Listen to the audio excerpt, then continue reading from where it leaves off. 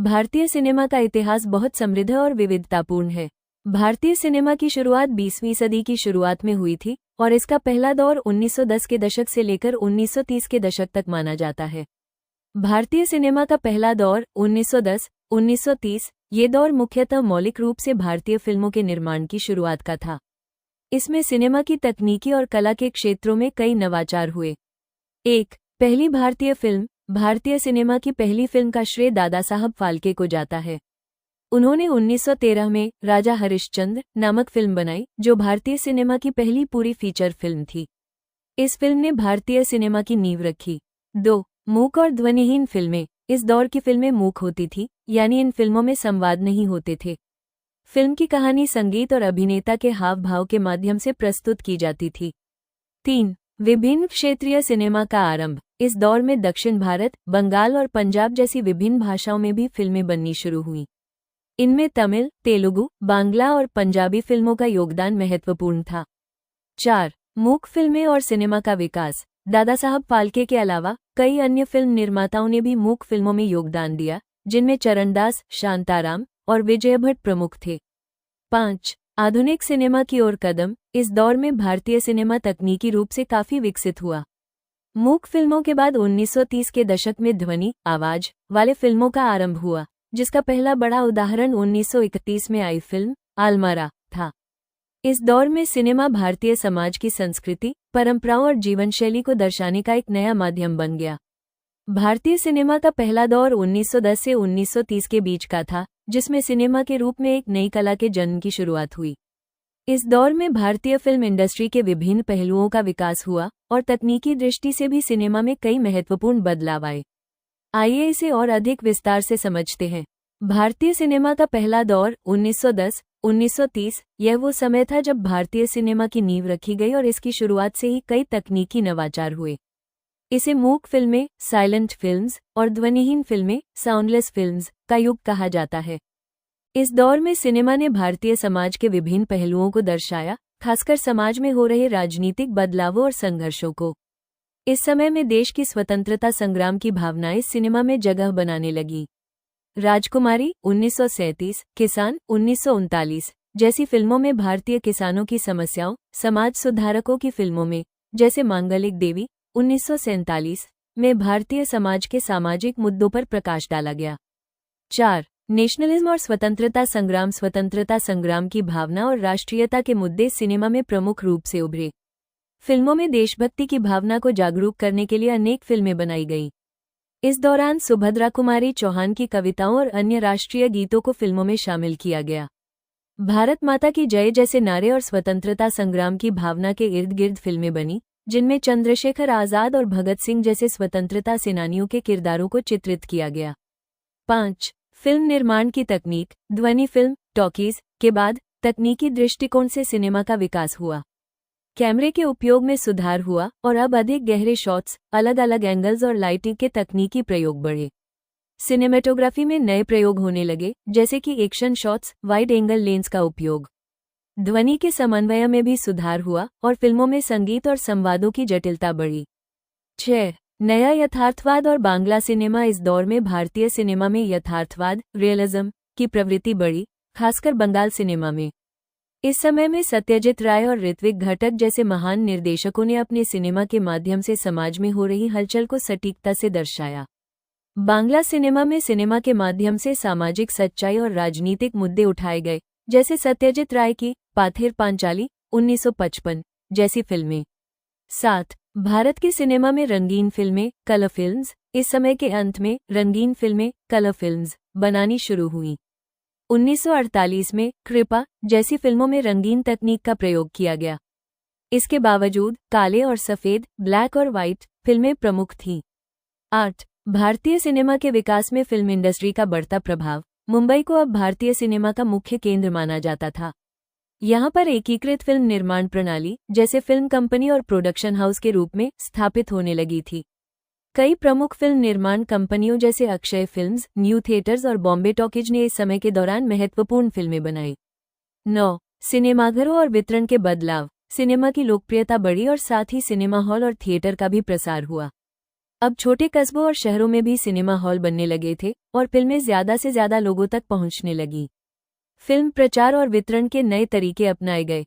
सारांश: भारतीय सिनेमा का दूसरा दौर एक महत्वपूर्ण समय था जब सिनेमा ने एक आध्यात्मिक और सामाजिक मंच के रूप में कार्य किया। इस दौर में सिनेमा ने अपने माध्यम को समाज की जागरूकता, स्वतंत्रता संग्राम और सामाजिक बदलाव के लिए उपयोग किया। इसके साथ ही तकनीकी सुधार और ध्वनि चित्रों का आगमन भारतीय सिनेमा के विकास का एक महत्वपूर्ण चरण था। भारतीय सिनेमा का तीसरा दौर 1950-1970 के बीच का था, जिसे स्वर्णिम युग, गोल्डन एज भी कहा जाता है। ये दौर भारतीय सिनेमा के लिए एक महत्वपूर्ण संक्रमण काल था, जिसमें भारतीय सिनेमा ने अपनी कला, तकनीकी नवाचार और सामाजिक प्रतिबद्धता के साथ एक नई दिशा प्राप्त की। इस दौर में सिनेमा ने न केवल मनोरंजन का काम किया, बल्कि सामाजिक, राजनीतिक और सांस्कृतिक मुद्दों पर भी ध्यान केंद्रित किया। तीसरे दौर 1950-1970 के प्रमुख पहलू: 1. सामाजिक यथार्थवाद, सोशल रियलिज्म और भारतीय कला सिनेमा। इस दौर में भारतीय सिनेमा में सामाजिक यथार्थवाद का प्रभाव बढ़ा। फिल्मकारों ने भारतीय समाज की जटिलताओं, गरीबी, असमानता और अन्य सामाजिक मुद्दों को सिनेमा के माध्यम से प्रस्तुत किया। राज कपूर की आवारा 1951 और श्री 420 1955 जैसी फिल्में, जो आम आदमी के संघर्ष को दर्शाती थी, इस यथार्थवादी प्रवृत्ति का उदाहरण थी। मृणाल सेन, ऋत्विक घटक और सत्यजीत राय जैसे फिल्म निर्माता अवांगार्ड और सिनेमा ऑफ इंटेलिजेंस की दिशा में काम कर रहे थे। इन निर्देशकों ने भारतीय सिनेमा को विश्व स्तर पर पहचान दिलाने के लिए नए दृष्टिकोण और नई शैलियों को अपनाया। 2. सत्यजीत राय और बंगाली सिनेमा का विकास। सत्यजीत राय ने इस दौर में भारतीय सिनेमा को वैश्विक मंच पर प्रतिष्ठित किया। उनकी फिल्म पाथेर पांचाली 1955 ने अंतर्राष्ट्रीय स्तर पर भारतीय सिनेमा का परिचय दिया। ये फिल्म न केवल भारतीय समाज की वास्तविकता को प्रस्तुत करती थी, बल्कि इसकी सिनेमाटोग्राफी और निर्देशन ने भी भारतीय सिनेमा को एक नई दिशा दी। राय के अन्य कार्य, जैसे अपोर संसार 1959 और चारुलता 1964, ने बांग्ला सिनेमा को एक नई पहचान दी। 3. कला सिनेमा और पारंपरिक सिनेमा के बीच संतुलन। इस दौर में कला सिनेमा और पारंपरिक बॉलीवुड सिनेमा के बीच एक संतुलन देखने को मिला। दिलीप कुमार, नलिनी जयवंत, नूतन, मीना कुमारी और सुचित्रा सेन जैसे अभिनेता और अभिनेत्रियों ने इन दोनों शैलियों में कार्य किया। कला सिनेमा के निर्देशक जैसे ऋत्विक घटक, मृणाल सेन और दीपक कश्यप ने पारंपरिक मसालेदार फिल्मों से अलग हटकर यथार्थवादी, भावनात्मक और राजनीतिक दृष्टिकोण वाली फिल्में बनाई। 4. रंगीन फिल्में, कलर फिल्म्स का आगमन। 1952 में झनक झनक पायल बाजे जैसी पहली रंगीन फिल्म के साथ भारतीय सिनेमा ने रंगीन फिल्मों की दिशा में कदम रखा। इसके बाद रंगीन फिल्मों का प्रयोग और भी बढ़ा और मुगल-ए-आजम 1960 जैसी ऐतिहासिक फिल्मों ने रंगीन सिनेमा के प्रभाव को व्यापक किया। मुगल-ए-आजम के भव्य सेट्स, संगीत और ऐतिहासिक कथानक ने भारतीय सिनेमा में रंगीन फिल्मों को एक नया आयाम दिया। 5. संगीत का महत्व। इस दौर में सिनेमा का अभिन्न हिस्सा बने संगीत और गाने। शंकर जयकिशन, नदीम श्रवण, एस.डी. बर्मन, रविंद्र जैन और सी.